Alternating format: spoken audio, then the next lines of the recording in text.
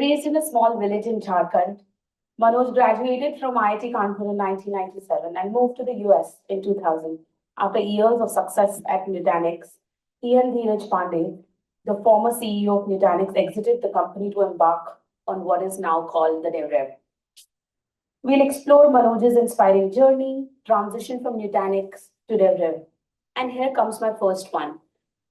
How is it to be the GDM leader of DevRev, from being an engineering leader of 2,000 people in Nutanix? I don't know about the GTM leader, but I can say that for me, just growing up, I was raised in a very small village, 7th to 10th grade. Like if anybody have seen any of my podcasts and where especially that when this question is asked, I didn't go to school 7th to 10th grade, and in this small village, but I was doing business with my dad and a community that I come from, Marwari, Bania, like anybody that knows that. Typically, the older son needs to do the work, whatever that the dad, like business that the family has. And I was just doing that. It was a pretty natural thing to do.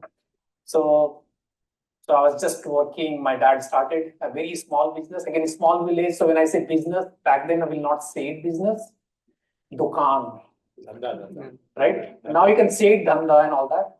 So, but now when I look at it and when I think about that, the 3 years that I spent in that business, and I can relate everything to it, like what I'm doing. But some of the basic fundamentals back then at that young age, that what I learned, which is customer is God, is easier said than done to understand that. And that it is very, very difficult to acquire a customer. So when you acquire them, retain them. And now today we talk about all kinds of stuff. There are things that we go and connect it with. But back then, these were the basics that I learned. So that actually years later, it comes very, very handy. It doesn't feel like that I'm doing anything different, just at a different scale. And one of the scale moments, would you like to share? What was it like taking, when Nutanix was at the NASDAQ and the IPO did the, I don't know, the aha moment or? I'd say that, I was there in that room, and you don't quite realize the magnanimity of that entire thing, that when you are there in that room, it's a small room, frankly speaking. When you go there are lots of cameras on the top that are there. There's like the ring, whatever that time, tons of cameras around you. But when you come and look at it from outside, it looks pretty big, right? Obviously, the euphoria and all of that happens after that. But right after that, people are looking at what is the stock price, what happened.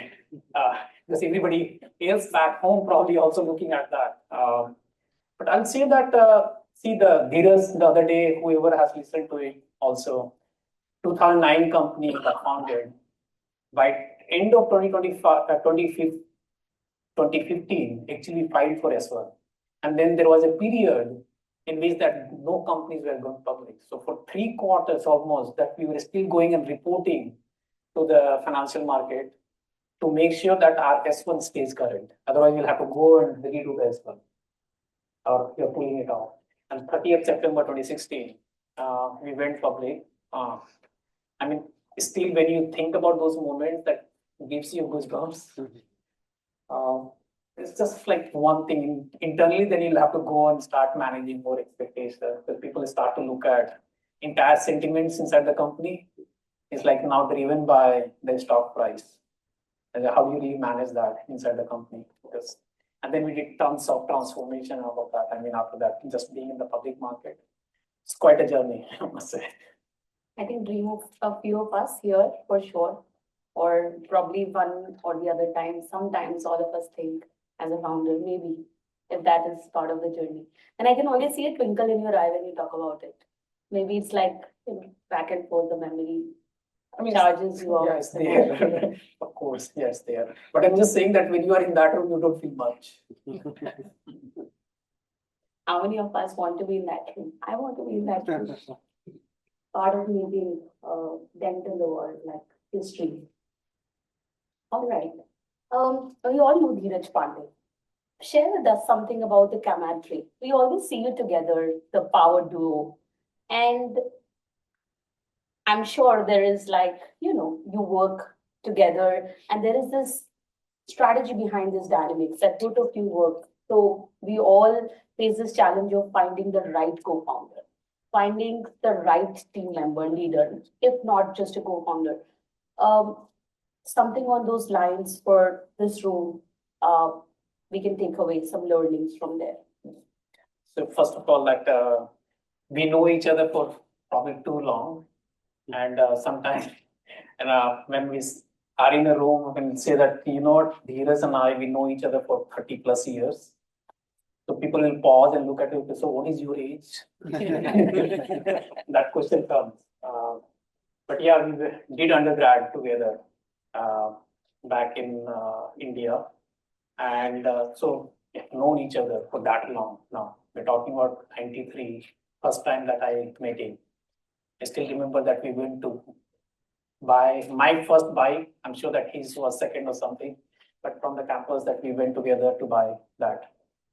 We always kept in touch, but deeply that we worked starting in Nutanix days, and that we are talking about now more than what 11, 12 years that we had been working very, very closely with each other.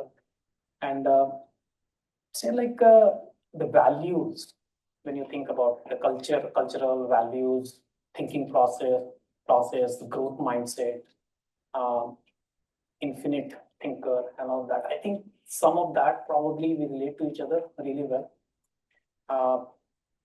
And then no matter how tough the problem is, that how you look at the problem and not really worry about too much uh, doing something that just to optimize for the short term, but to be able to go and optimize that more for the long term. So I think that's one part that we relate to each other really, really well. And many times that I can be in one room, he can be in the other room, that you never have to worry about what I will say or he will say.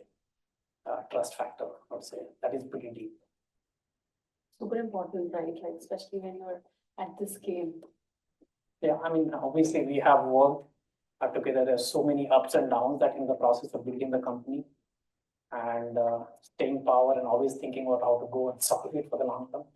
Hence. So have there ever been a fight between you? No, always. Good. But fight is not about, it's not personal. It's about sometime about ideas and sometime, I mean, see, only if you have healthy debate that you can come up with the right answer.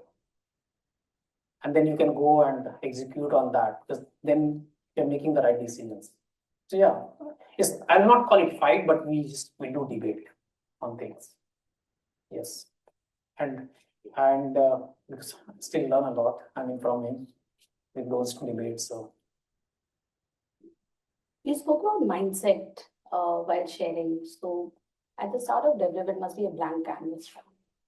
How was it to build that from scratch? And we had this chat about AI first, and you're like, we sat and we were in hackathon, and a couple of days went by and we were not getting anywhere as a global AI first company, and so many different aspects of starting from scratch. How do we do that? Like, I mean, first I would like to request you to answer this, and then also like do this very workshop style, one small thing wherein any of the founders, one founder can volunteer to say that if their company doesn't have the AI element, how should they start? Like the 0.1 step of design thinking. I'll just say that maybe the question, I just want to revise it one more time. What you are asking is, let's say we started the company, and at some point when, let's say 2022, we started in 2020, November 30th, 2022, the storm happens. The ChatGPT rolls out in the world.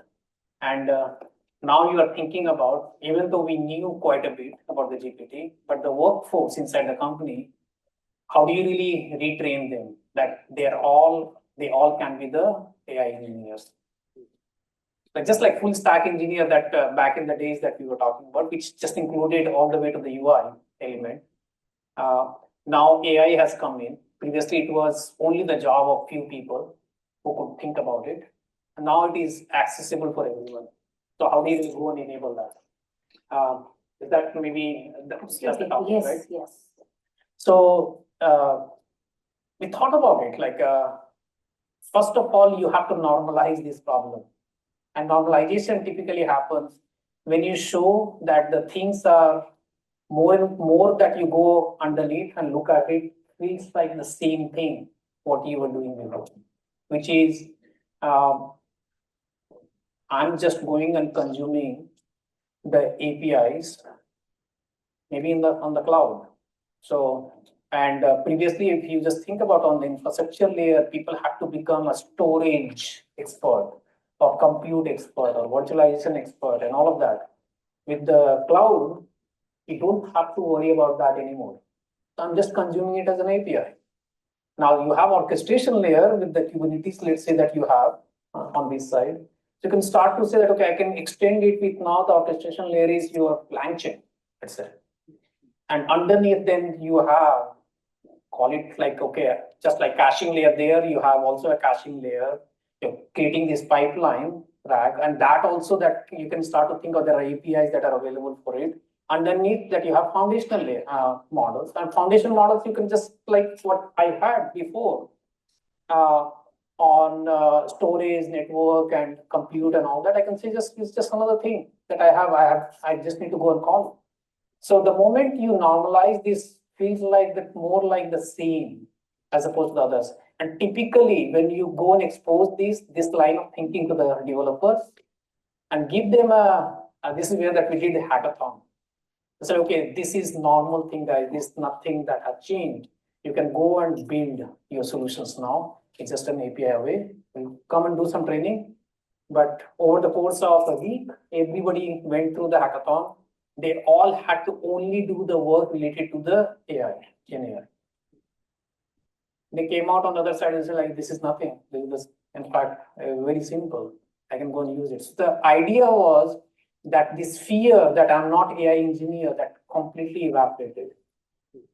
Now, you can say that within the company, like today, when there are always some specialization that happens, that deep backend engineer, deep front-end engineer, deep middle layer engineer and all that. So you will have some expertise that you will also have on the AI side.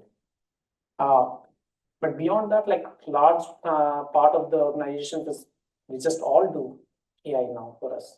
So 200 plus developers that we completely transition them out into just removing that doubt that you can't do AI. Think about it, like you don't need, especially when you are consuming the API. Few people, if let's say if you're doing any kind of inferencing, any kind of training and all that, yeah, few engineers that you can still afford and hire, but not the entire workforce. Wow. We'll do this workshop in a little bit time, but I want to double down on the thing that you mentioned about doubt.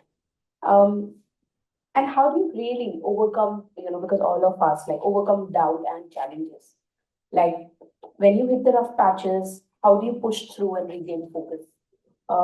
What's your approach to overcoming this? Like, is there a framework that you follow? And give us an example from personal and professional. I mean, at least the way that I'll always think, what is the worst ever when you think about it? Anything in life on the personal side, losing someone. I think that is the extreme. And if you can think about that, every single problem will look smaller than that. Anything in life, personal level. The professional level, when you think about it, just go and look at the stock market. Zoom in, you'll see ups and downs, ups and downs, ups and downs, a lot of ups and downs that happen. Zoom out, it looks smooth, the same thing. So in the course of, again, if you're looking at a day, look, there's lots of ups and downs that happens inside the company. week also that you'll see lots of ups and downs, just a little bit more zoom out view that you see. Just how much you can zoom out that where it starts to look like smooth. It's just the point of view that, and this is something that helps me a lot. Is it a problem that I need to worry about? Is it just a temporary problem that I'm looking at it? If I just zoom out and think about it, it will just smoothen out. We just need to go and work and solve for it. It helps a lot. We don't celebrate failures enough. I want to request you share, and seems like a mentally safe space. Founders really appreciate each other's guts, so that feeling that we're building it right with positive growth mindset. One failure gem from your life that you would be comfortable sharing with the group, and what did you learn from it? Failure. I mean, there are lots of them. If you just look at in the point of time. Because we all know about the success, right? $100 million and 1.1 or 1.6 billion evaluation like already. But I mean, failure makes it when you know about it. For me, it seems like I know this person a little more. I would say that anti-fragility is the word that I will use, and I mean, any system that you think about, it has this state: fragile, resilient, or anti-fragile. And the fragile systems are like you apply pressure to it, it will just break apart and you can't really bring it back.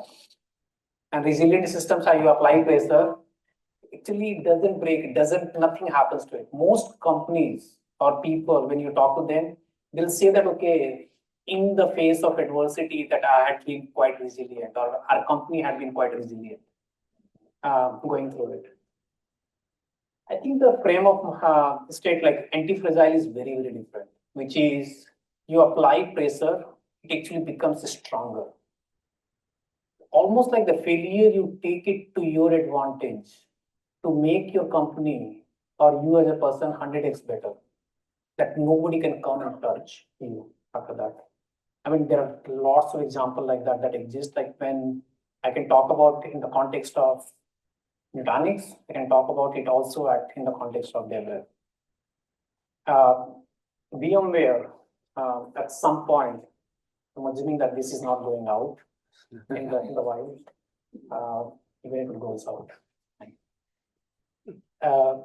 They went after us at some point when they found out that like they were doing the internal development, vSAN and all that. The moment they knew that we are not up for grab, that we are going to be running like independent company. So they did apply, in fact, quite a bit of pressure, wherein that we used to ship out of the factory the VMware hypervisor out of the factory. They said that you can't ship it anymore. And you have to do it in the, like, we don't care, you can't ship it. And like the way that we were marketing our product at that point, we were saying that in 10 minutes, your entire cluster is ready. Entire private cloud environment is ready the moment it comes on-prem. We thought that this was the advantage that we had because everything was coming pre-packaged. So what happened because of that? Yes, we didn't agree to them, to whatever that they were asking, but we built a parallel stack because of that one reason. AHV is the parallel stack of the VMware that we did. First of all, in 2 weeks that we got rid of it out of factory, we built something, we started to ship it from the factory that in the field, it took us 1 hour, but still it was not bad enough. But what we built after that, the entire VMware stack, parallel stack, AHV, for the $2.2 billion of revenue today we do, almost more than 70% of the revenue comes from that one thing. So that's what is called anti-fragility. We had an option to die completely or go do something about it. At DevRev, there was this instance we had, by the way, the anti-fragile also requires that you give a lot of flexibility and give the license to the people to fail in things. The failure, you kind of celebrate, but you go and do something about it to become 10x, 100x better. So there is this instance, one of our developers is working really hard.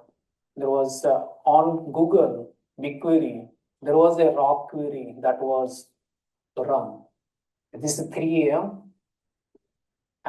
And this script was run, and by the time like 7 in the morning, the bill accumulated overall cost was around more than $200,000 onto BQ, Google BQ. Typically, our cost is $100, $150, $200, something like that. So early in the morning, I get the call. Obvious, I got the call from the developer directly. And this is what has happened. What do you think is the typical response would be for this? Just get a call, $200,000 bill. What will you do? And this frame of mind that I don't know over time that it has built in us is the first thing was, I'm glad it happened now. Because now we can go and do something about it. Because this could have happened 2 years, 3 years down the road. It could have been even worse. It could have happened on AWS. It could have happened like when the company is so big and so on, right? So don't worry about it. We will recover. But let's figure out what are we going to go and do next on this.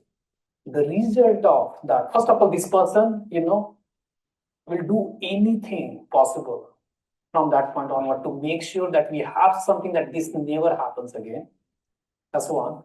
The second thing what we did after that, anybody who's going to use analytics, any queries that they're going to go and run, instead of going and running it on the server side, can I push the entire thing on the edge? It's going to run on your browser, on your mobile application. And that entire solution was built after that on DevRev.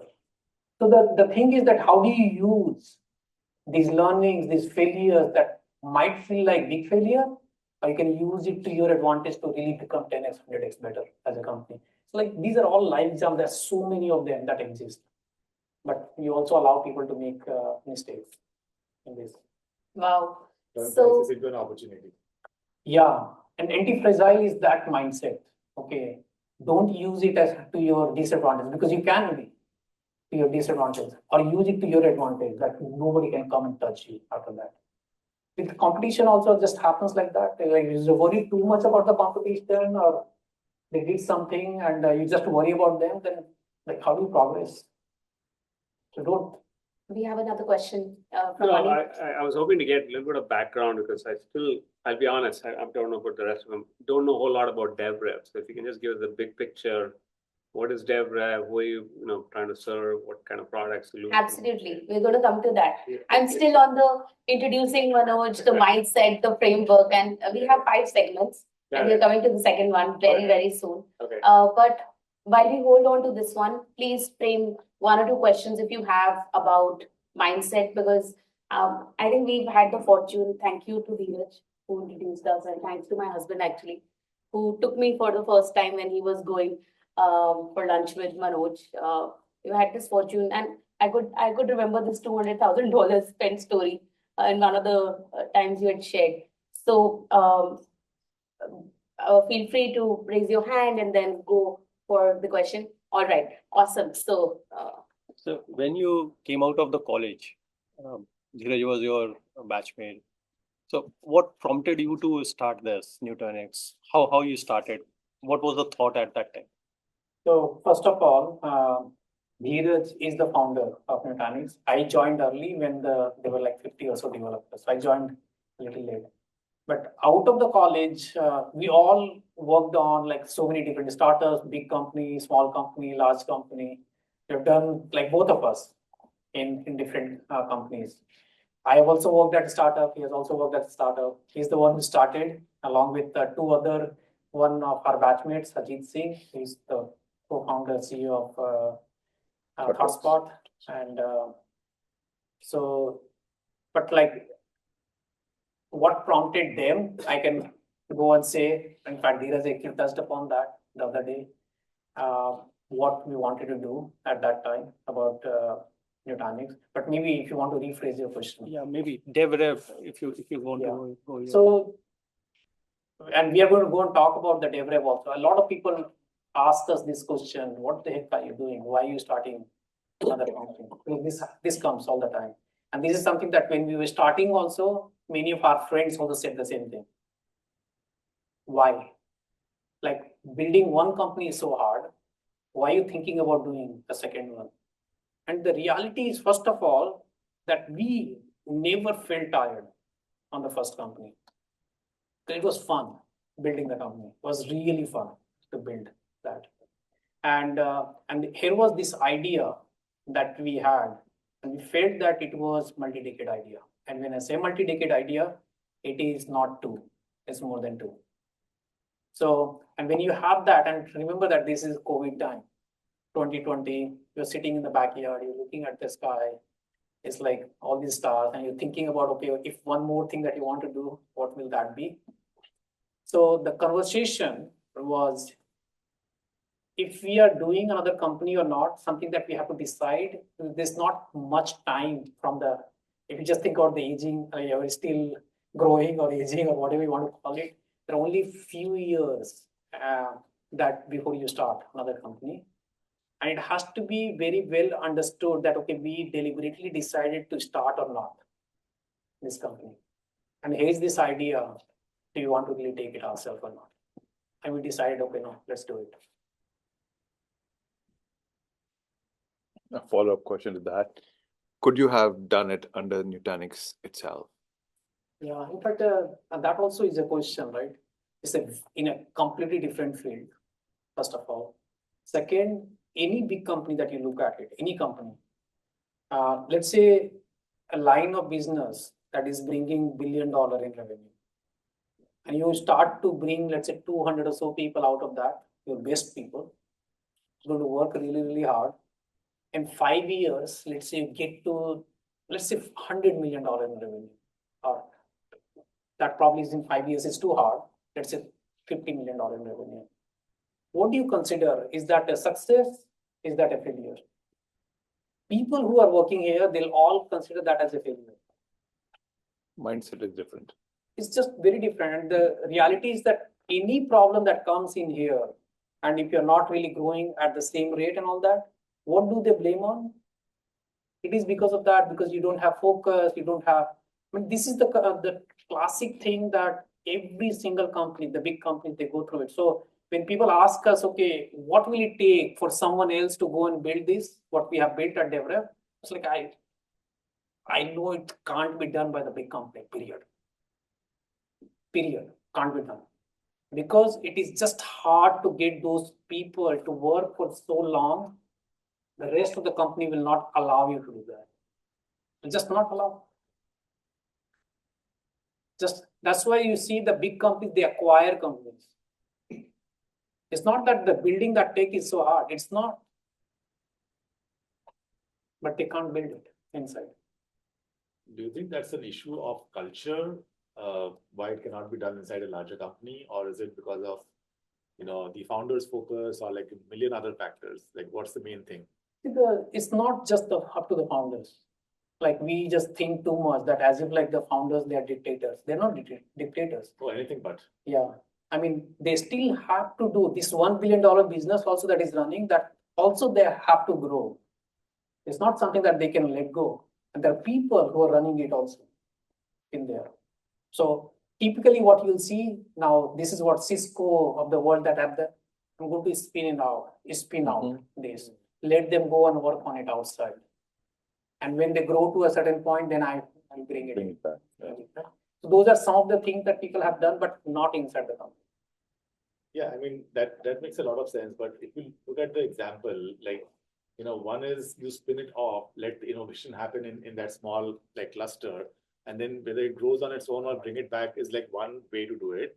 The other way is what you did. You also moved out. Like it was not just let's create a team and give them independence. You said, no, I'm going to jump in. Yeah. as So well. we thought about all that. I mean, the idea that what we thought, and when he said that it's a multi-decade idea, it required what? Staying power at the end of the day. It's a large opportunity, and the staying power comes from what? The best of the best people working on something for a long period of time, which also requires money, fund, and all that. So when you think about best of the best people, how do you really get those best of the best people? I mean, they also look at who are the people, who is running it. So, and for us, like we just wanted to have full focus, whatever that we do. It felt like the right thing to do. Thank you. Well, it's every founder's dream to talk about what they are building. But before that, I will not give that to you very easy. Well, Let's otherwise, do- like I can keep going from that. But I want to do a little bit of fireside, like very You had a common. question. Sure. Yeah, so I wanted to understand how your thought process has evolved from like early team member at Nutanix to becoming a founder. How your decision-making framework has evolved. It's a great question. I'll say that it is more personal because, like, what happens is, as a founder, I'm sure that you all will relate to it. You just don't talk about or think about just the person that who you are bringing on board. You also think about their family. I mean, that's the biggest difference that happens because they are trusting you for the vision that you have. I'm going to come and work hard to realize that vision with you. And it's not just them joining, it's the entire family behind also is agreeing to come and join you. So the responsibility just doesn't limit yourself to only the person that you have hired, to the family also. I think this is probably the biggest difference being as a founder versus being an early member of the company, at least for me personally.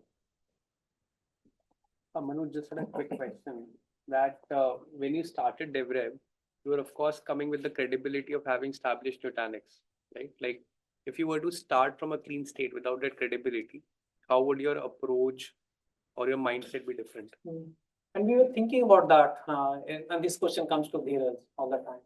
So, first of all, every single company, when you look at the runway, they all have almost the similar runway. So, Nutanix, like, we didn't raise a lot of money if you just think about it there. Until Series A, we had 16.5 million. That's what we raised in that company, and we gave away around 65% of the company by then, which is typical. I mean, look at Palo Alto Networks for $10 million that gave away 50% of the company. So it's no different. And in terms of the runway, you look at it like every company is just thinking about, can I really have 2 years of runway? It's no different. So now maybe the more deeper question you're asking, the kind of platform approach that we took the first 2 years that we were just going and building it without really worrying about like I have to go and prove it first before just going and building that platform. Probably that is something that we got, which something that we were very well aware just going and giving it out to somebody else will not be able to do it. There was also another reason, like when I say staying power and all of that, we had to jump. Possibly like in this case, when you started DevRev, you of course had that confidence that we have the connects, we'll be able to make the sales. So your approach was much maturer, plus you had that credibility behind you. So it was, I would say, a little easier to kind of start DevRev. I would say that none of that crosses our mind ever. We still have to go work hard. We still have to, every sale, like when people have to go and put money, any amount of money, you still have to show the value. You still have to show up. You still have to take care of the customers when like any questions, problem that they have. You still get on the call any time of the day or night with the customers. I don't think that those basic values, none of that. And we never thought about that we have unfair advantage. Like definitely me and the other, we don't think like that.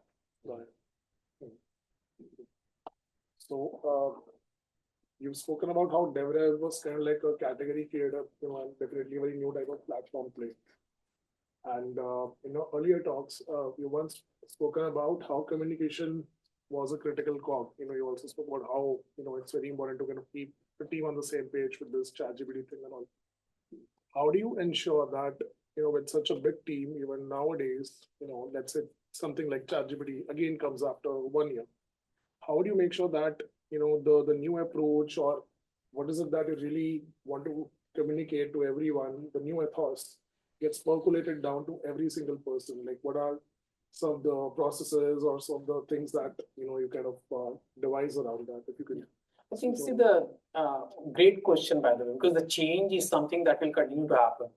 Like when you're going and hiring people also, what are the ethos that you're looking at in those people? Obviously, you're looking at drive.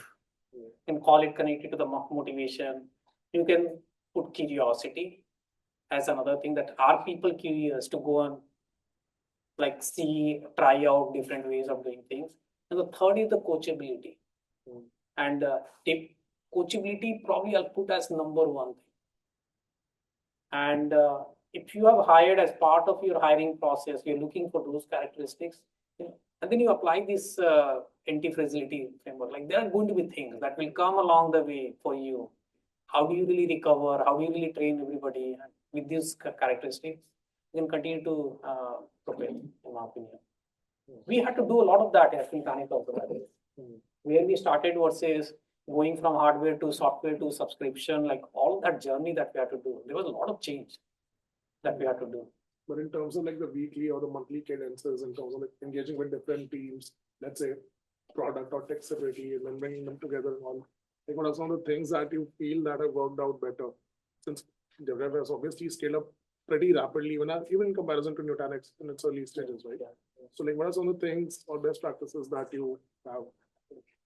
Information symmetry is something that we talk about this, like even at 7,000 people level, the access, like if you're going and talking, let's say you know that I need certain information. Do you go through the hierarchy or you go to the person directly? So you go to the person directly. And nobody in the command chain should ever say that, okay, why did you bypass me? It was that person's responsibility, if they were committing to something, to go and inform, if at all that was required, because you're changing some, let's say, priority. So this mindset, trust me, that carries you. Doesn't matter how fast, how big a company, how small a company is. Sometimes that people just put too many gates. Oh, you cannot. Why did you talk to my people? Why did you talk to that people? Don't have that. So let's say our engineering team, more than 250 people right now worldwide, we still don't have managers in the. How do people know who to reach out to? We've been trying to work with company like Stripe. It's not so large, but it's large enough where people don't know who to talk to.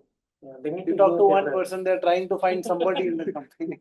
Yeah, they need to use DevRev, seriously. Like because like even in our company, like I will not know everybody, right? Yeah.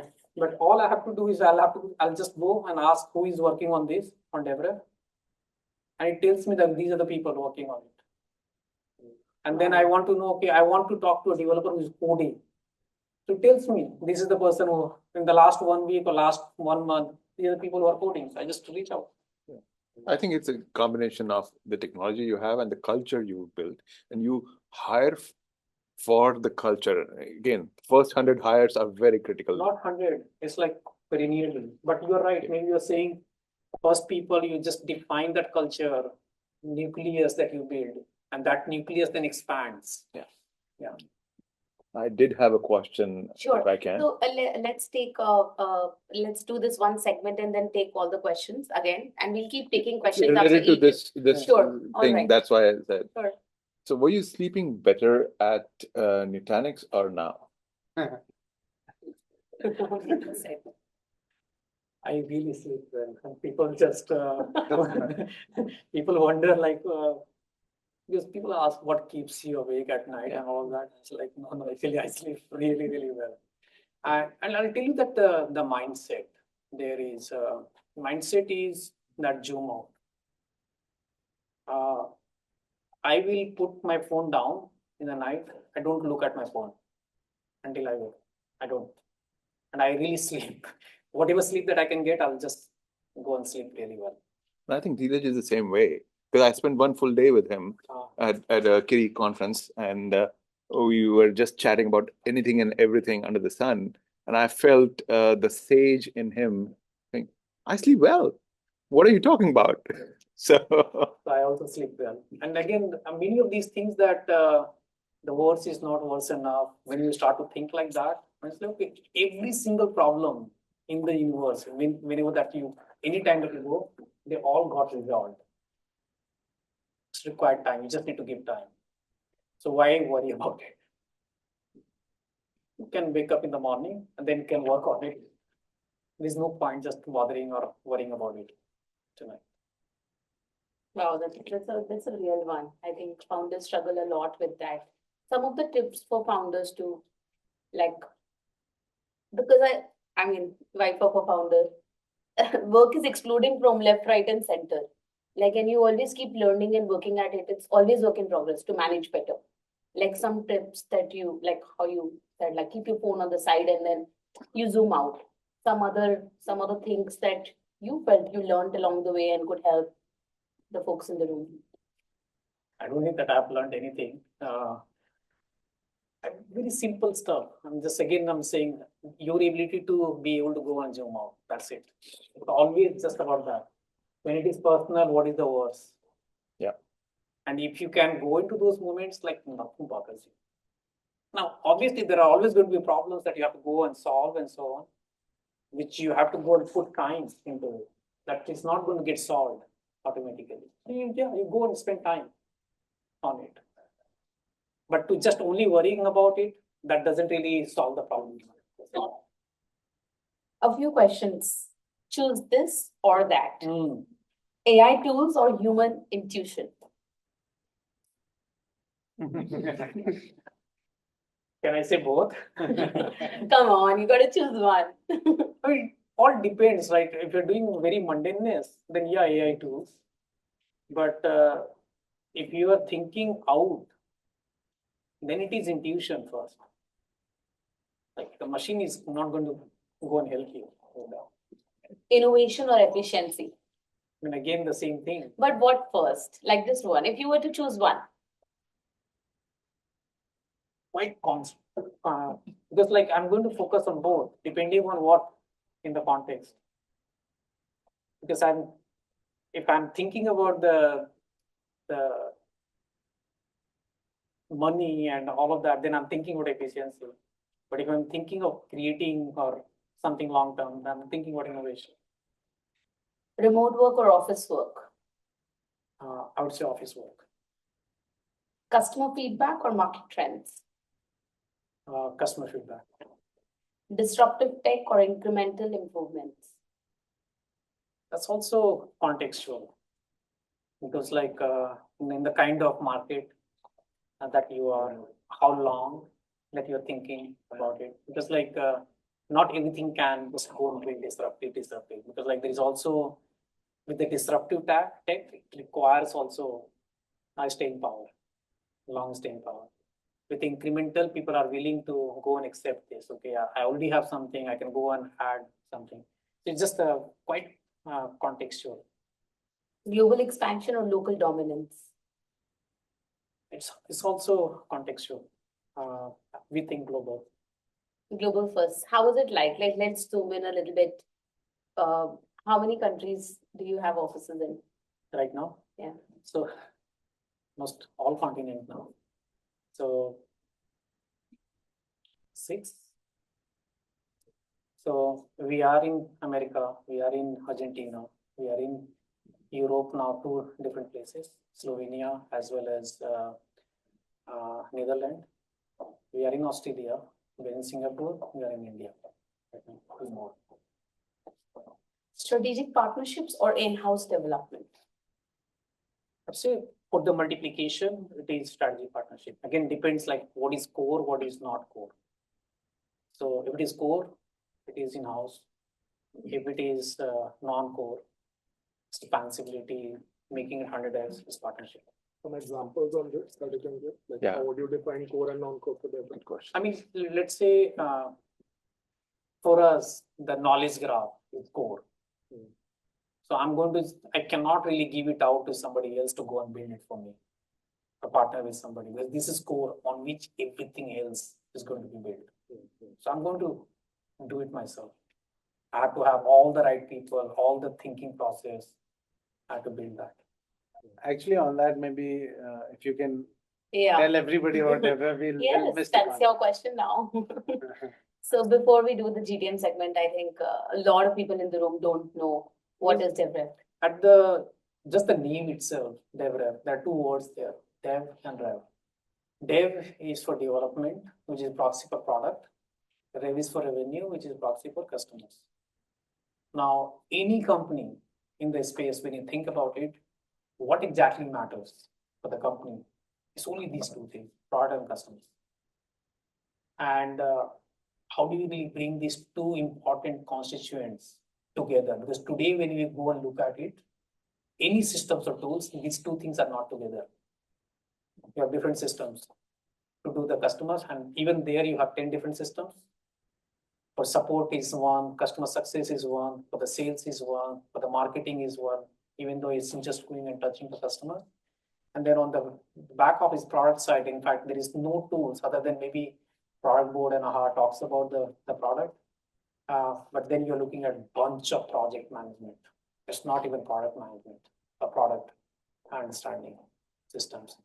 And our attempt was that if these two things that matters, how come all the work that we do, which is distributed in these systems, that they don't have the object matter, it's understanding of this work actually belongs to this particular product, this particular customers or cohort of customers. So at the highest level, when you think about DevRev, it's a system of record for your product, for your customers, and all work associated with product and customers. So you can come product down and you can know that all the customers who are using my product, all of the work that is happening with respect to this product, all of the complaints that are coming from the customers, all the engagement that is there with the customers, all the revenue that is coming, the trends and all of that you can see. So in some sense, product 360.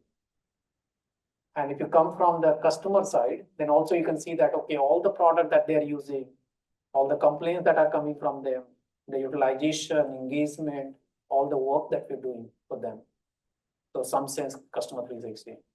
But if you just go and look at the work itself, then you can start to think about all these different departments and their 360. So developer 360, the sales 360, the marketing 360, that you can start to go and construct that. And then we just wanted to build it in a way that it is highly collaborative. And AI, it was .ai from the very beginning to ensure that the machine intelligence and AI and Gen AI over time, that was all built in as part of the entire system. And then building it in a way that it is highly extensible, that you can go and connect with your existing systems that you have. Because there are a lot of investment that we did to ensure that we can't go and say that, okay, you have to go and rip and replace everything before you can use DevRev. So finding one use case, but going and connecting with the existing things that you have, system of record, into this in a way that doesn't require professional services to be able to go and do that. And do it in a way that is two-way sync.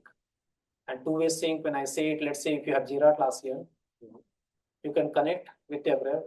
It will do the two-way syncing in a way that if you make changes in Jira, it will come on DevRev. If you make changes in DevRev, it will go to Jira.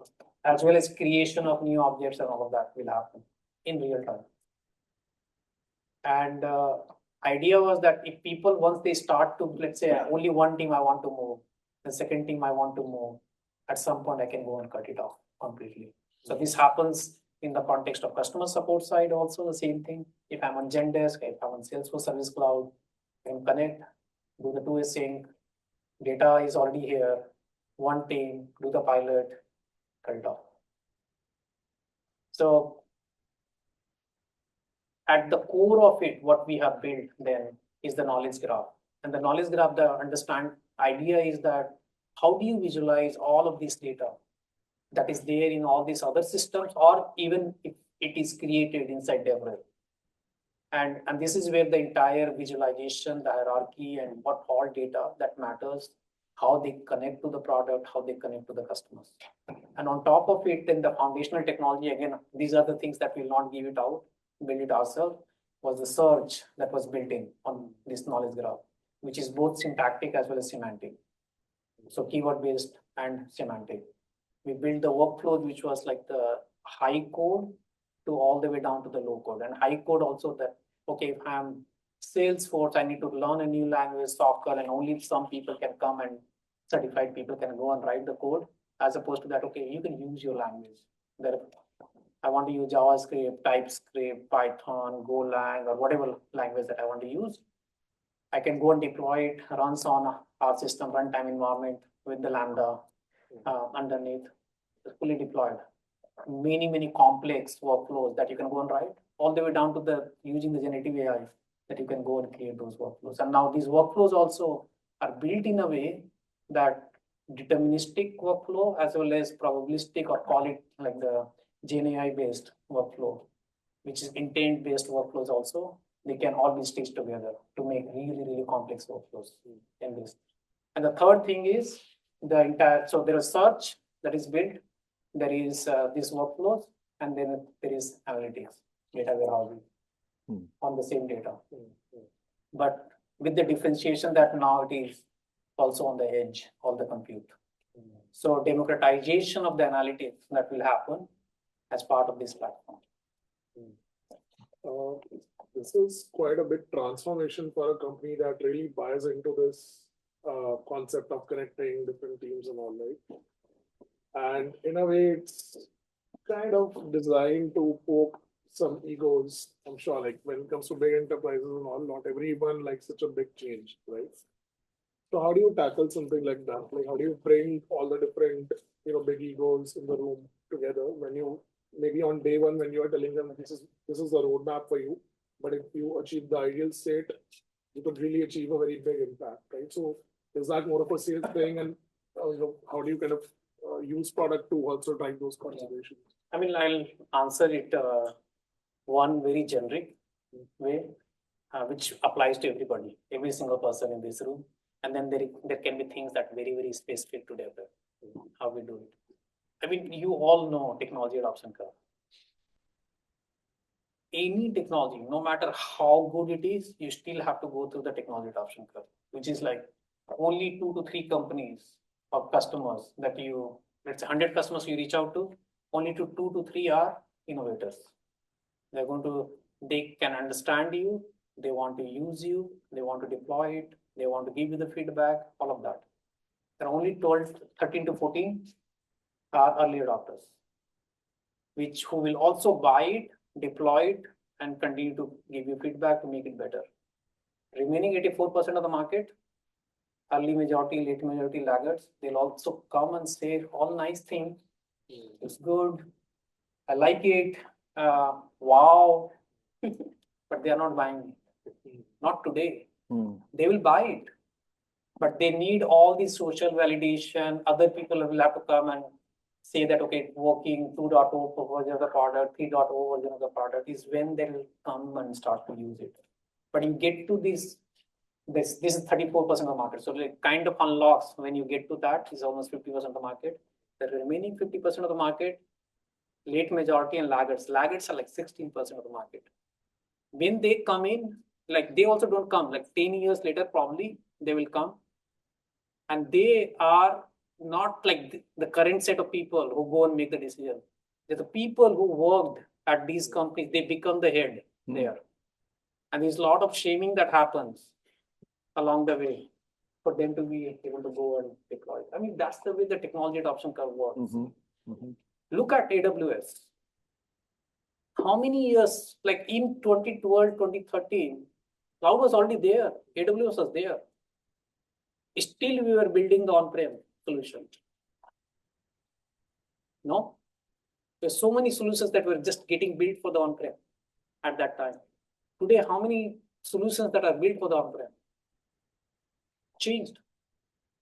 So technology adoption curve, based on how complex this is, it takes time, it should cost time. So part of your go-to-market, part of you understanding from my product and how narrow the focus should be or how wide the focus should be, but still have to understand this.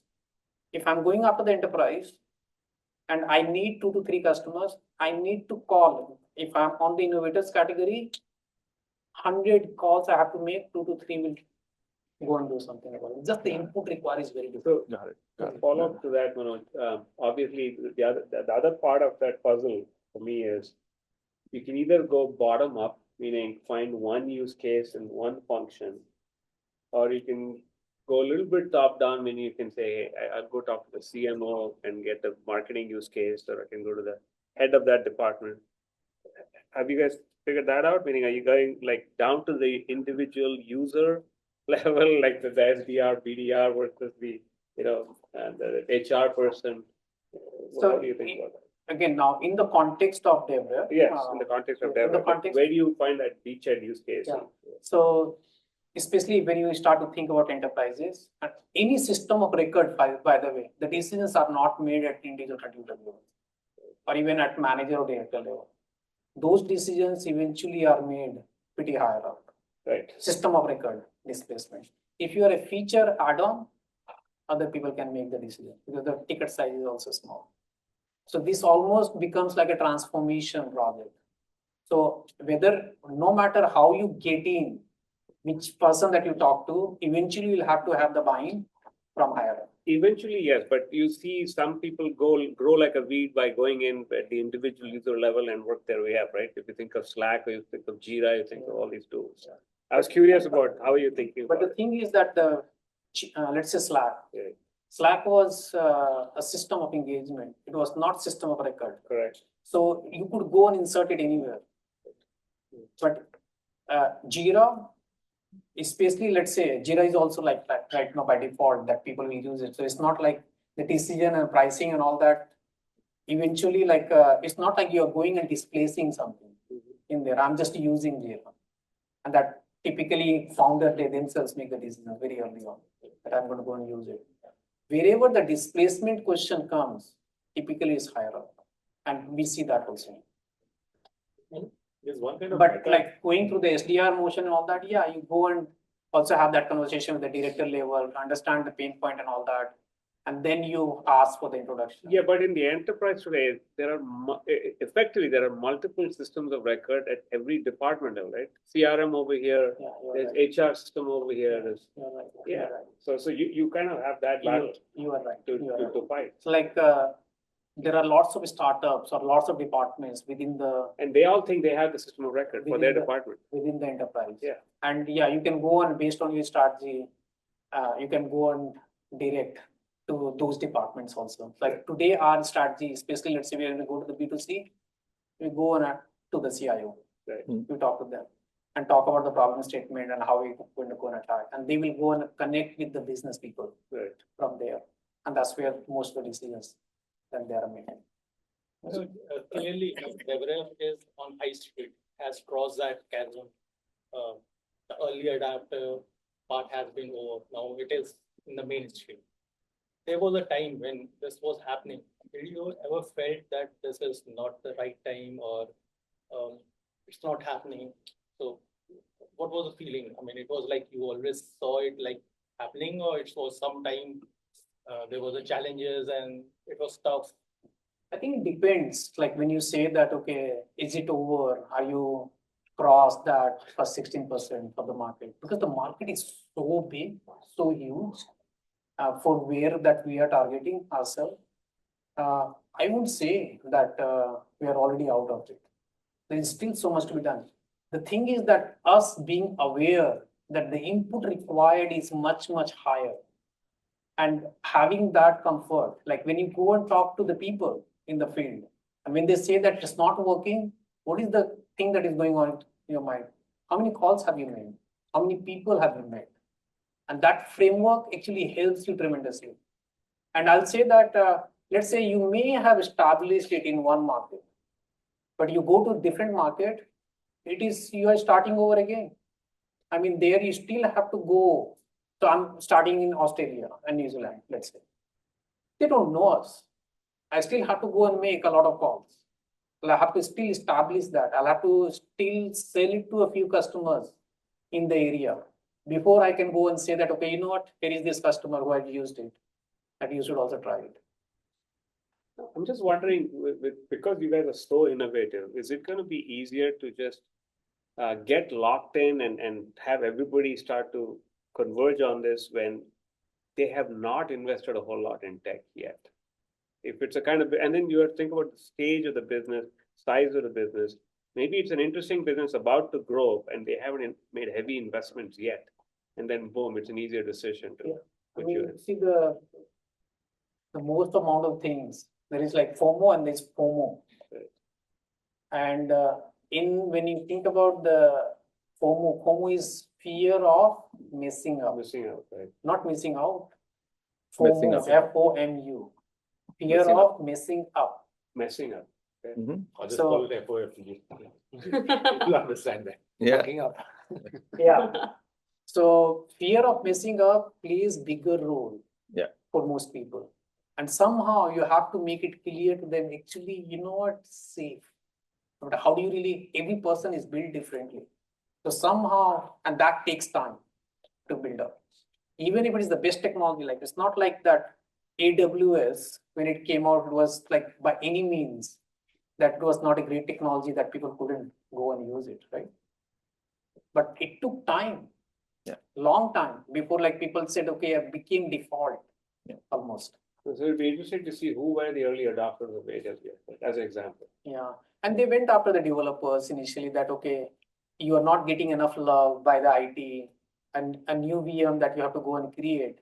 It takes you almost a month, more storage that you require now, procurement cycle that you have to go through and all kind of stuff. So they said, okay, you know what, I'll just go after the developer. Yeah. Let them come and start to use it. They didn't go to the enterprise and all that. And when people also start to think about, or when the discussion started, this is like 2014, 2015 time, the boardroom conversation will be okay, going from CapEx to OpEx conversation that was happening. Yeah. A lot of people thought that I'm just going to go on lift and say, just to tell the board that I'm doing something. So I haven't maybe a thought for you then. I think a lot of SaaS founders here need a hell of a lot of help. They know how to build product, but they may not know how to do GTM. Imagine DevRev is the GTM engine for younger companies because they have nothing. They need to get to market and they have nothing. And it's greenfield. I mean, And they're trying to put it all together, stitch together the data, stitch together the tools, the tech, the this, the that, and it's a freaking nightmare. They don't know how to do it. So one of the things that I have done in boardrooms is tell them my product will keep you out of jail. Yeah. It works both at the C level as well as at the junior VP level or director level. That hey, what I'm telling you will keep your executives out of jail. Immediate attention I get. Yeah, the fear that you can go and sell. So Manoj, I have a question about, like you talked about system of record and so on, right? Sorry, I didn't mean to interrupt that. I thought you were That's done. fine. And I promise we're not trying to monopolize this corner of. No, it's a very interesting conversation. Feels like Aditi. Yeah, This is so amazing. I know Aditi might be feeling out of place, but No, we are making my very. job easier, actually. Thank you. And Manoj, thank you for being transparent and open about it. Yeah, no, this is So great, this is yeah. gold. So, like if you now look at the trend that's happening, there is a lot of stuff, information that is not like tacit information. It's actually sitting outside of the system of record, right? And that's valuable information.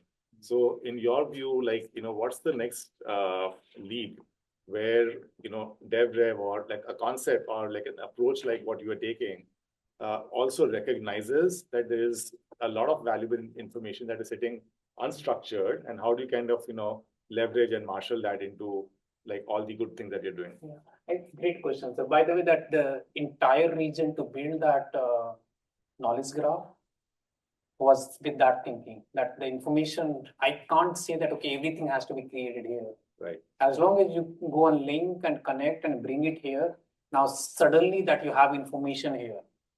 And on top of it, then I can go and build everything else to do something useful. See and we all have seen it, whether it is in our company or previous company, wherever that we have worked.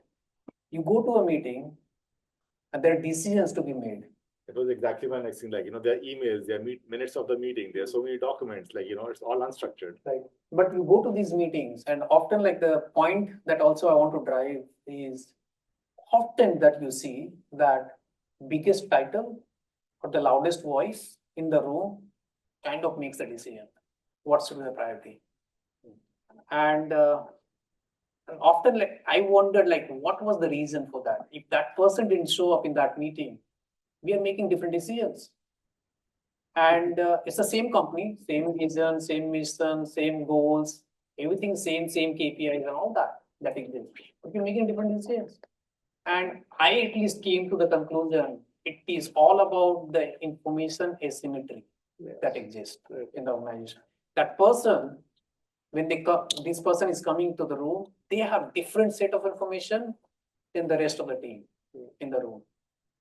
So if somehow you can bring that information symmetry, now I'm not saying that you can get to the same level that humans are not important or meetings are not important, but somehow if we can start to think like a world where information symmetry is there, then these decisions will be a lot more easier. And there is an opportunity right now when you think about the machine, the AI and all that, they don't differentiate between the departments. They don't know, they have no concept of the departments if you think about it. Right? More data that you give it to the machine, better decisions. Probably it can go and drive for you. It's like, so somehow if you bring that information symmetry through this, then hopefully that we make better, independent, autonomous decisions, just like we want machine also to start making that. One quick question, like follow up to that is, like when you are creating the knowledge graph, how are you treating the structured information and the unstructured information? Like, do you treat it differently? Like, how do you process it? I mean, it's a great question. I know there are quite a few questions on the back. I know, this is the last of our questions. So there are documents which you can call it more unstructured, that you can look at it. But how you connect this to which part of the product or the customers is very, very important. Right. So like structure that you see is tied to the product and customers. And then underneath, then you can start to see that, okay, there are attributes, which is like more structured way of looking at it. And there are unstructured document, conversation, that is also part of it. So that's the way that it is, that we at least visualize it, that, okay, then I can go and filter it down to the relevant set of information, and then I can do whatever on top of it. Some question here. Hi. Okay, go ahead. So right now there are a few things that is happening. One is we are already in SaaS overload. So most of the enterprise are like SaaS overload. They're using like 200, 300 tools to do things. Then the second one is AI has happened, and a lot of knowledge bases actually like diminishing. So suppose you have built a CRM. Now the CRM is getting automated. Like the support desk is getting automated. So do you think that like the vertical SaaS is going towards maybe it will die gradually, and then there will be different platforms that will evolve. Let's say the larger platform, which has happened in e-commerce, like cloud tech, or maybe machines, like whatever. Like say whatever category you choose. Like maybe initially people start with one category, then they build products, and over a period of time, then you realize that with AI, the knowledge which was like say stopping people to build the larger platforms, is DevRev is trying to do something similar? Let's say I'll answer it differently, but like the observation is right, what you have. Think again, I don't know whether it will happen in 3 years, 5 years, 10 years, but directionally that we know what is happening is a lot of mundane work previously that human had to do, that machine can do much better job if the data is given to it. So the idea is that, okay, mundaneness that will go away from people, and they are working on more intelligent things. But there is so much work that they also have. So let's say if I'm L1 engineer, level 1 engineer, a lot of things went away from me. I have to acquire new skills. I should be able to go and do L2 work. If I'm L2, I can go and do L3, level 3 work, level 4 work. If I'm a product manager, I can become general manager. Think like the elevation for the human in terms of the skill set is bound to happen because of this, because a lot of mundaneness is going away from this.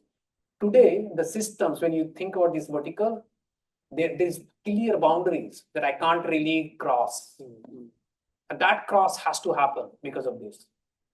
Is where that we directionally that you can see that how it is converging, it is coming together. It's just a thinking process. We had that question in the back, please. From product validation perspective, so first and foremost, you said DevRev you built for 2 years or maybe less, but is it a good idea versus building for 2 months and going to the market, getting some revenue because if somebody's paying, that means you're solving the pain points. And maybe there is no one answer, but how do you advise for first-time founders that how long should you build before going to the market to get some product validation? Yeah, I mean, it's a very loaded question. Depends what we are also building, right? Building a feature, building a platform, what exactly are we trying to build? See, when you go, like so clearly that this is what I want to go and solve for, it's possible that in 2 months that you can go and build something and you can go and validate it. But idea of whether it is two months or 2 years is the same, which is if you go and ask the customer what they want, if they have horses, they're always going to say that I want faster horses. But if you want, but they are not going to envision that car that you are trying to give them. So car first you have to go and build. If that car building takes 2 months or 2 years, first you have to go and build that, and then take it to them to show that, okay, actually this is the way to visualize it. And now you can test drive it and give me the feedback. And that feedback then is, okay, yeah, mirror is not at the right place. The seat doesn't feel comfortable. The steering wheel should be like slightly ahead and the screen is not big enough and all of that, right? Those are valuable feedback at that point. But it's not about 2 months or 2 years. It is all about like exactly what is that car that you're building. I have a specific GTM question, which I think probably would resonate with a lot of people here. So let's say you build something like DevRev. When you go to market, one approach is you go to big enterprise and say, look, I want you to replace Jira and Zendesk with DevRev. And here are the benefits and all that stuff, which is great.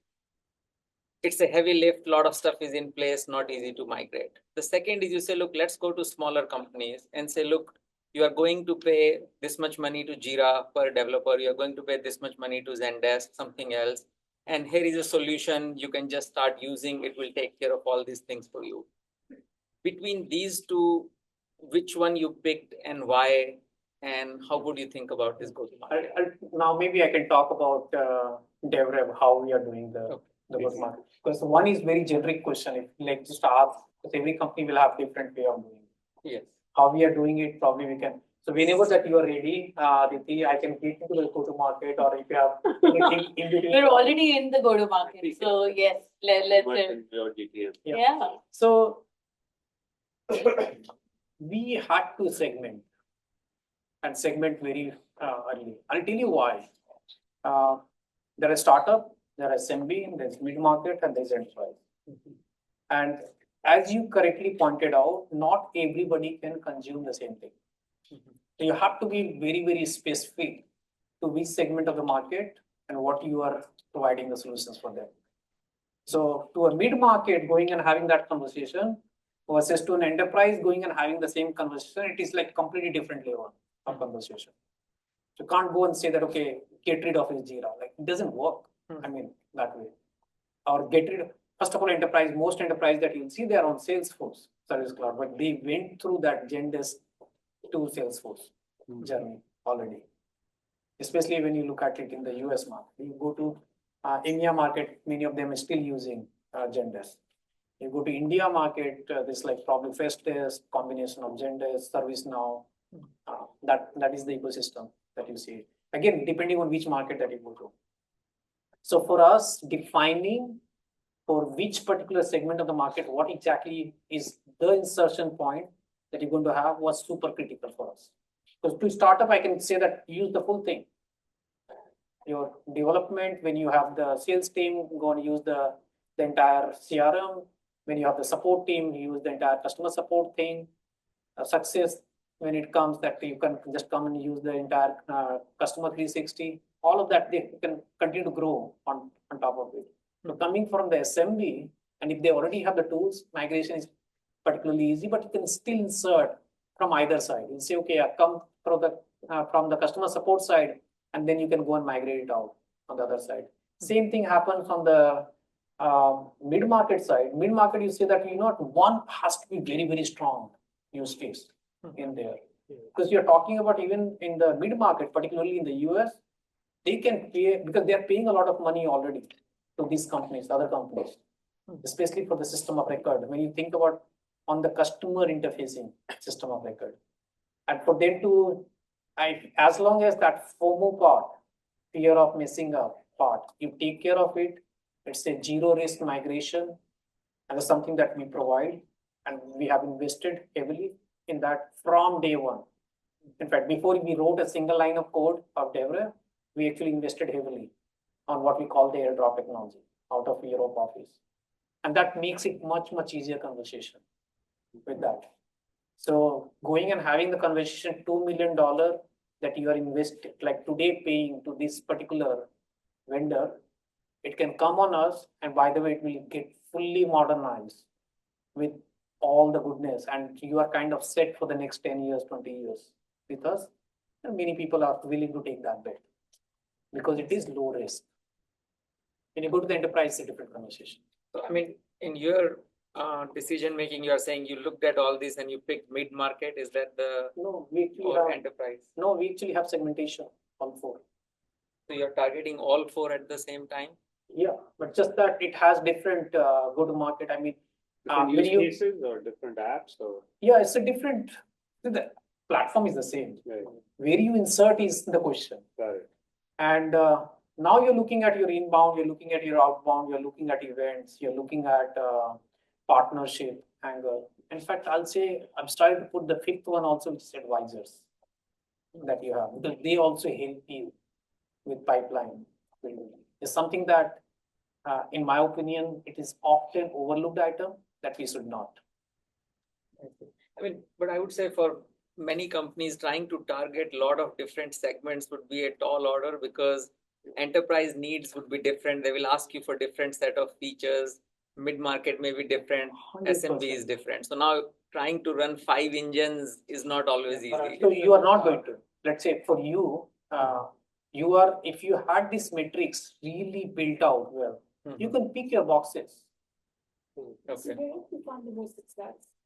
For us, so Americas, I would say highest success is mid-market and then enterprise that we are into.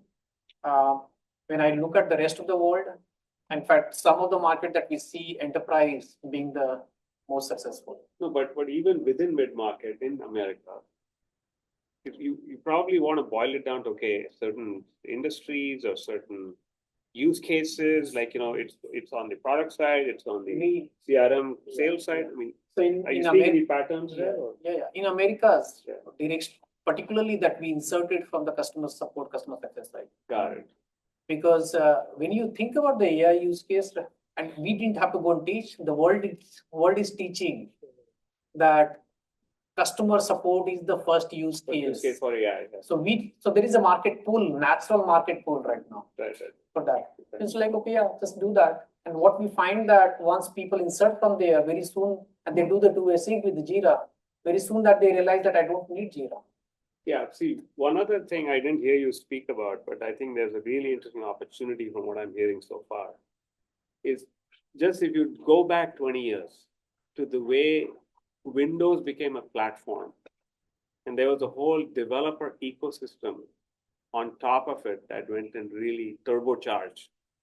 I see potentially, I don't know if you thought about it, an opportunity around a kind of the next gen AI-based platform with this knowledge graph that you're talking about, because I know for a fact that's a significant problem in the enterprise. Because identity resolution is super hard. They spend gazillion amounts of money trying to stitch identities together. And I'm sure Pratibha, you like acknowledge this, right? And data warehouse and all these tools, and you don't have a consistent company graph, person graph, doesn't exist. 100%. I mean, but like this is the if you go and talk about this to the mid-market, they don't understand it. They don't understand it, yeah. Today they don't understand. Some of the enterprises they have to start to understand. So when we start to talk about this knowledge graph, we talk about the search, the workflow, then the data warehousing. So, I mean, this is the journey that we are going through, but we know but what I'm saying is similar to what Microsoft did. If you train the GTM engineers, let's call them GTM engineers, a mass of engineers, they do the translation for you. They get the tech in there. Right? So it's happening. Yeah. So wherever that the now conversation about the AI starts out with the knowledge graph. Because like this is something that you need. Without this, the AI is walkers. Otherwise, like you're just coming top down, trying to do X, Y, Z, one thing and the other, but it's not deep enough. Manoj, a little bit about the sales org. How did you, like, it is global first, so many markets. How did you plan this? How many sales people in the organization? So I mean the structure again, depending upon, like I can talk about for DevRev. We are all, we are in Americas, which includes South Americas also. We are in EMEA, and we have APJ. So all three places that we have the leadership in place. And then like sub-region that you look at it, India has India head, reports under the APJ head. We have ANZ covered, reports under the ANZ head, APJ head. We have Japan that reports under the APJ head and so on. So that structure is in place. What is so important, there is also, call it the, what are the overlays team looks like? Because these are all just the sales org that we're talking about. So we have for the inbound, who's the leader? Now, this is where that you are talking about both digital marketing, as well as like in that there also that you are looking at SEOs, you're looking at your entire SCM aspect, that how much money that you are spending on all of that, and brand marketing that you're doing out of that. That's just the inbound that happens from there. There's outbound, which is like tied to your SDRs as well as your AEs. They're both doing the outbounds. Then you have events, which we do it globally now. In fact, our own conference that we started as of last year, Effortless is the brand name of that conference, something that we have done it in Americas, we have done in US, like Bay Area. It's coming up October 17th at Levi's Stadium. And we expect it to be pretty grand. We did it in New York, we did it in Mumbai also in this year. Very well done, these events that we have. And the fourth thing is, which actually gives you the multiplication effect, is the partnership.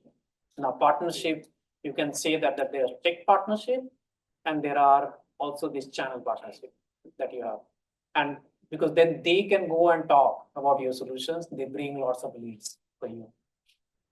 And the fifth one that I just said was the advisors. And this is something that I'm experimenting with. I feel there is something big with the advisor partnership. Because the advisors, because they can be pretty big names, they know a lot of people, they can be people like evangelists and all that. But if you also have a goal that I can drive pipeline to them, I can bring them as part of my go-to-market motion, even in the meetings, or even like they make the referral and all that, can work out really well. That's something that I'm experimenting with. Well, I'm an advisor to two companies, board of advisory of two fintech companies, doing exactly the same thing, and believe in this power. Even with American Express, experimented with this for 6 years in 3 markets: UK, US, India. Went really well. Like, so evangelism on top of that, a little bit of more senior advisors, and works very well to create a separate referral channel. Absolutely. And by the way, that you still have to have the pre-sales team. You have to still invest in the post-sales, which is like all about the customer support, customer success. It's important. It's really, really important to do that. So those are also overlay team. One more team that we have done, which is the more startup and PLG focus. And we have just recently hired Gaurav Arora. He was running the entire startup ecosystem out of AWS for the last 10 years. He was the head of APJ. He just joined us recently. But the idea is that how do you run PLG and SLG together? It's not done. It has not been done before.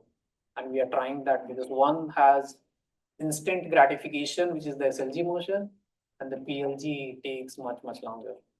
And the question is, can we really go and invest in that motion, make sure that what the startups and the PLG motion takes effect, and over time that will also take. And how about community-led growth? Are you also looking at that? I mean, for us, the community, we don't differentiate as much when we think about the PLG or a startup ecosystem. Part of that is also community. Take care of it. Yeah. So hiring Gaurav, is it also kind of tantamount to something like an ISV play that AWS has, that you kind of have these selective pools of partners? They may be early stage, but there's a very clear pathway for them to, kind of blow up in a very predictable way. Say, for instance, AWS is pretty big on Gen AI startups. A lot of us literally just, came from that event. Is that something that you see as some bit of an opportunity for DevRev? Accounts that could be pretty small right now, but it's pretty clear that on DevRev they could really grow. In fact, and this is something that Gaurav is going to come and talk about it also at Fortless. It's like, what does the startup package looks like? What does the SMB, let's say, package looks like? A lot of friends in the room could use one. Yeah, I mean, there's something like that.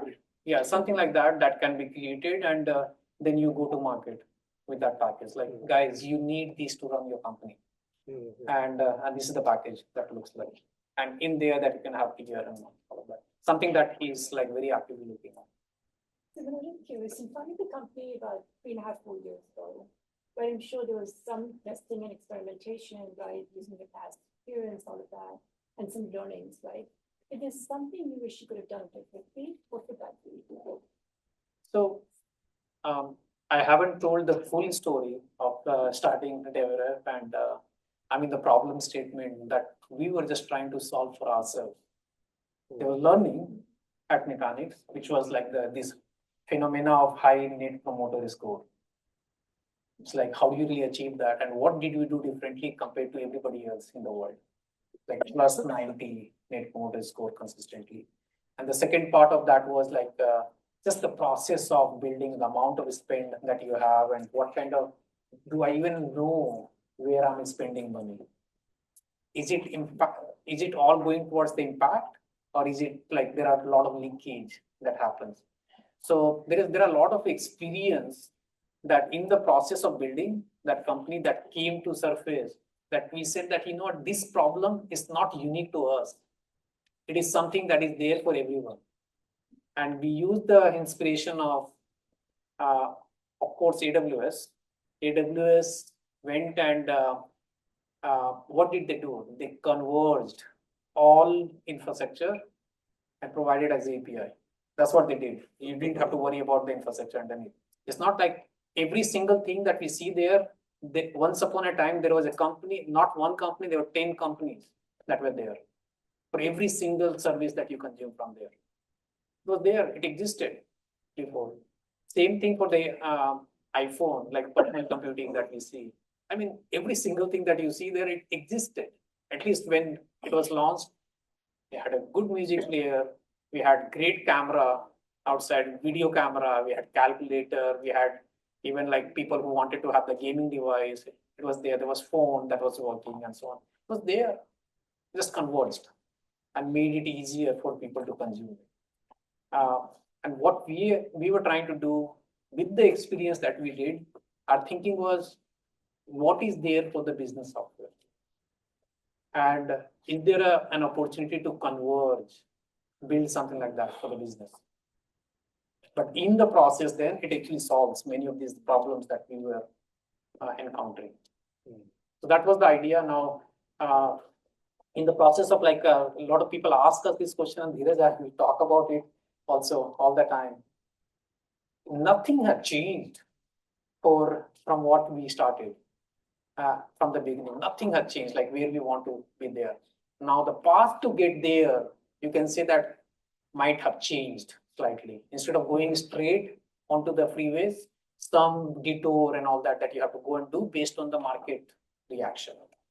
Some of the names might have changed along the way.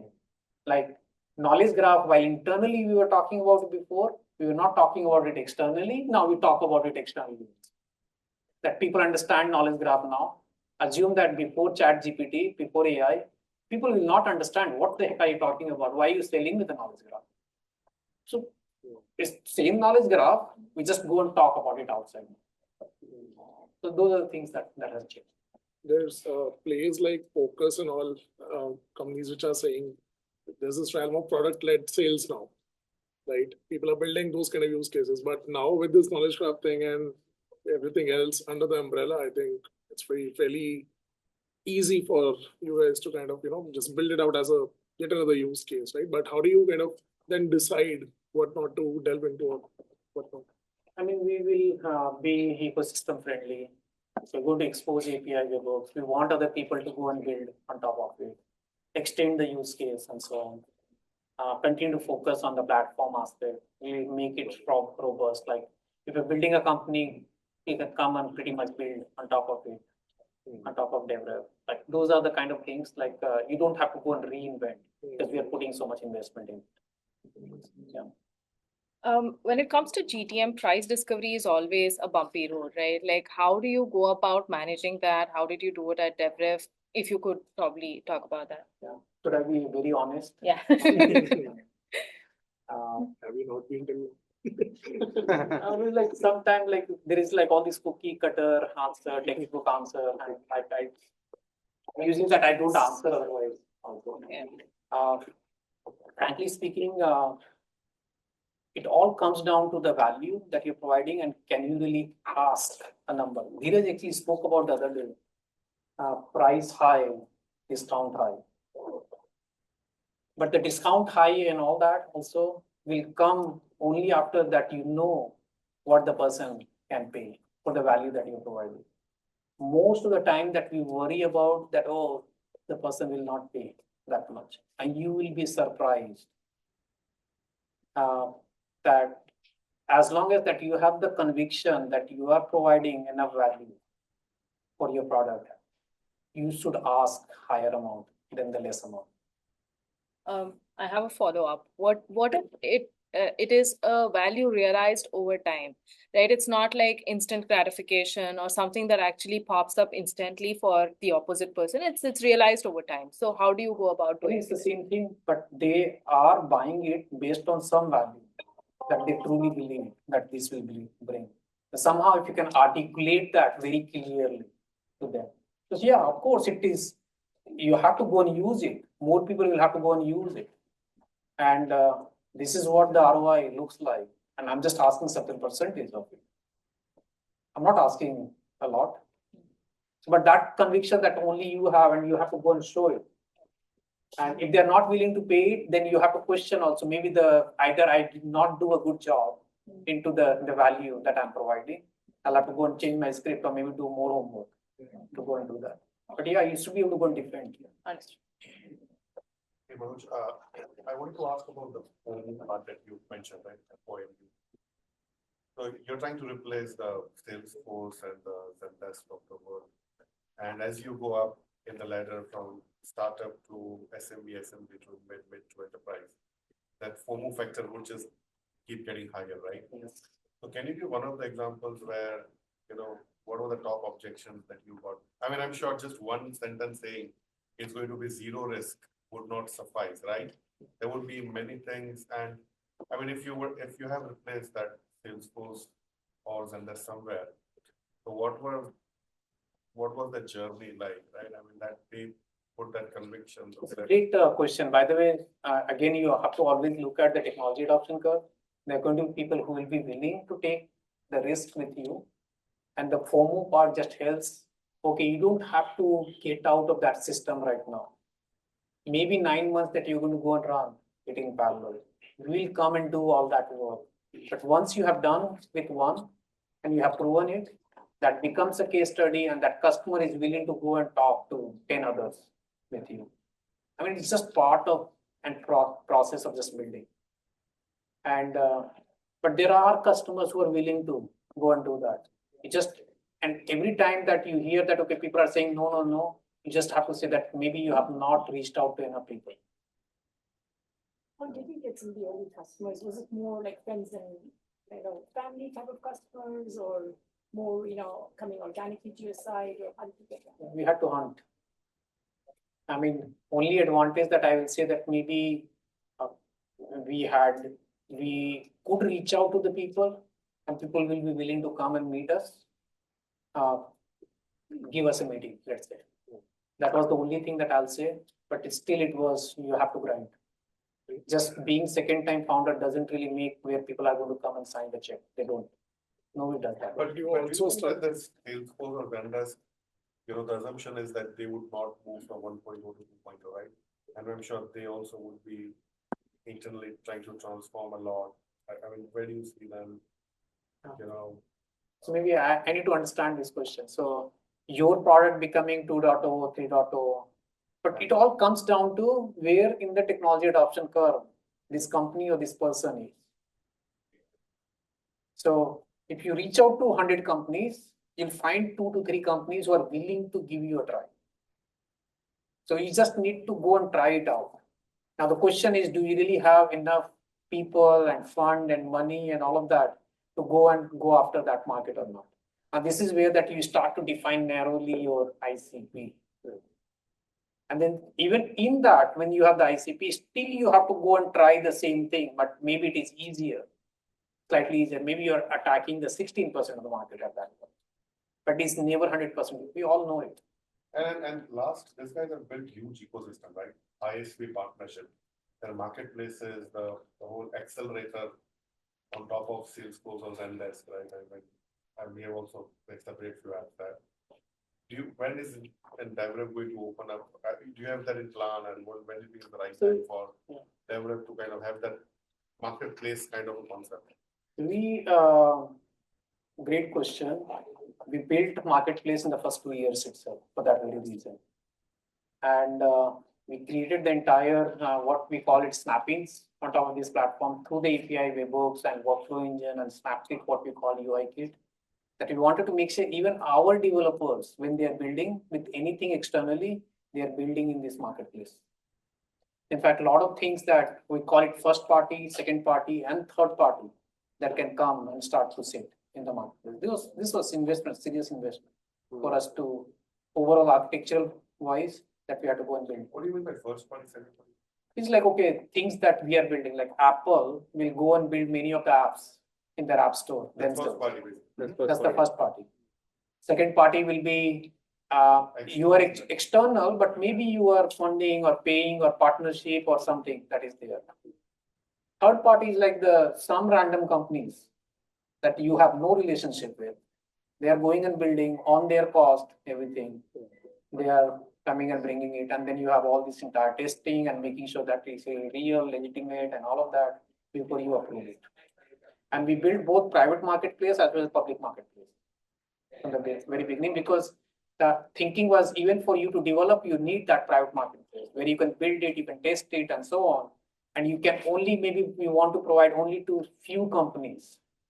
And as opposed to like, I'm going to roll it out globally in the open marketplace. So those things that we built very early on. Now, over time, a very small scale, over time that we expect all these architectural things that we have put in from the very beginning will help us. Last 2 questions, just like trying to do a little bit of time check. Also want to do the founders having the chance to be able to introduce themselves to each other and, network a little, partner up wherever possible. So last 2 questions, please. Okay. So I was just curious, when you look at big company solutions like Jira, Zendesk, others, obviously when you go as a startup, you would have limited feature set. You can't build all the features these products would have initially. So how do you figure out what's the feature set to build, which is good enough to go and talk to an enterprise and say, look, you can try this out versus trying to copy every feature in the book? Yeah. I mean, look at Nutanix also had the same thing, right? We were trying to build something parallel to VMware. VMware had 10,000 features. We could only talk about 10, right? But every year we built 10 more that we did. But things that we did was, and the same thing that we do at DevRev is, typically people use very small set of features for 80% of their day. How do you determine that? I mean, Jira, everybody knows. I have used Jira for 14 years. Like, I don't use 10,000 features. Never used in 14 years. So, and that part that product managers should know. Go and do enough user research if you have not done it yourself. Learn from others, maybe there. But it just narrows down to very small set of features that people care about and do it so well that there is no freaking way that Jira can ever go and do it. Or any company for that matter can do it. And that those differentiation has to be deep, big. Then you have a story. But yeah, you don't never claim that, okay, I'll have 10,000 things that they have. No, you do these things, which anyway, that's what you care for. Last one, please. And I think, will you be spending a few minutes after we wind up? I'll be here. Like maybe 5-10 minutes? Yeah, I'll be here. I'm sorry, I was supposed to be the gatekeeper of time and time check, but yeah, like we'll wrap up like Manoj needs to. As long as you're not yawning. Like. So, DevRev is like definitely building a great product and great vision. But so what do you think about like once you become big, once you start getting larger customers from Salesforce or from Jira or from Atlassian? So how do you think like they would respond, or like how are you able to defend? Because that's the biggest question. Because like at the moment, Salesforce is also building something, and Salesforce is also aware about the knowledge graph. And Salesforce is also must be thinking about like how AI is going to disrupt their industry. So everybody is actually in that confusion that what is going to happen, nobody knows today. And as we progress, as the market evolves, so everybody will try to capture the largest pie. And AI gives that opportunity to create larger monopolies as we move ahead. So how you would like what is the thought you have in your mind when that moment comes? What will it depend? First of all, we never worry about the competition. I think I just want to make it very, very clear. Because like I have to stand on my own, on what I'm building and the value that I'm creating. And super clear that these big companies, even if they want to, first of all, in the existing product, it's not that they can't do it. The change management is very, very hard. When you have 300,000 customers, how do you go and change? Like today you go on Salesforce, you can have duplicate accounts all day. It's not that they can't go and fix it. If they fix it, it breaks everybody else. Like because people, this bug, they have started to work around all the workflows were built around it. Now, if you go and change it, it breaks everybody else. Now everybody needs to suffer forever that you are there. But that's the problem that we're dealing with. It's not that they are stupid. They can also go and do things. Just can't do it. The change management is hard. New things we already spoke about. New things is like, forget it. They can only acquire. Can't build it because like it makes no sense when you're bringing $10 billion here. I'm going to bring $10 million in 3 years, 5 years. Like that's not success internally. So they can't build it. Manoj, They acquire. For a startup change, getting into something like so complex change management while you are still in the early years, is there a playbook for it? Like, of course, like customer centricity, going deep, caring enough. Is there a playbook there? So I actually did a talk maybe a couple of years ago at SaaS AI, where just the evolution of the company, how it happens. I mean, how the nucleus starts, how we start to like for a long period of time that we start to think, we only think about product and customers. In fact, all conversations about customers, all conversation about product, how that becomes front office, back office, how it becomes even more departments and so on, how we start to bring all these tools and systems, how do we start to hire a lot of people in the company who's only carrying the information from one department to the other department, stitching of all of that happens. I mean, such a natural phenomena that happens, and how that, I mean, the inefficiency that creeps in. We hire people who ask these two questions. Is it done? When will it get done? I mean, we have seen so many companies. In fact, without those people, you cannot run the company. I mean, that's the phenomena that you see. Yet we still go and run the company, by the way. And the question is there a more efficient way of running? Where we started with the product and customers thinking in the room, everybody knew about it. Could we do it at scale? Is the question, frankly, and is where that this knowledge graph, does that bring the symmetry, information symmetry in the organization, is an attempt. Thank you. One last question. Manik, you don't get the chance to. Yeah, next time. Another one last question. There were two hands in the back. Someone was not asked. I would just want to give the opportunity to somebody who's not asked. Okay, please. Thank you. So my question is around, like you mentioned about ROI driven, customer, especially on the enterprise. So ours is the maintenance management platform, and we look with the manufacturing customers. And when the question comes, what is a fair game where you see that the swing is enough that customer would be willing to transition from existing software, and the value of ROIC is strong more than that? Like, is it 10%, 20%, 5% in the value system? You keep $100. What do you think is a fair charge for our pricing? Yeah. So typically it will come down to, without your system, how much they are spending. With your system, what happens? Is it like $2 million? Is it $10 million? What exactly is that? And how much of percentage of that is a fair thing that for you to go and charge? If it is $2 million, I can ask at least $200,000 minimum. If it is $20 million, absolutely I need $2 million minimum. It makes no sense for me to give you that technology. And how would customer put a trust? Like, there's a lot of combination put in the new tech to realize that. So the first few customers, you have to give it out. This price discovery and all that. Remember that innovators, you're working with them. They're also thinking, okay, I'm trying out something. Early adopters, they're going to give you some money. You take it, be happy. We're trying, we're taking risks, all of that, right? But that's not what we are thinking about. We are thinking about, like, okay, once I get through some of the customers with whom that I've already built that trust, they'll come and talk about this.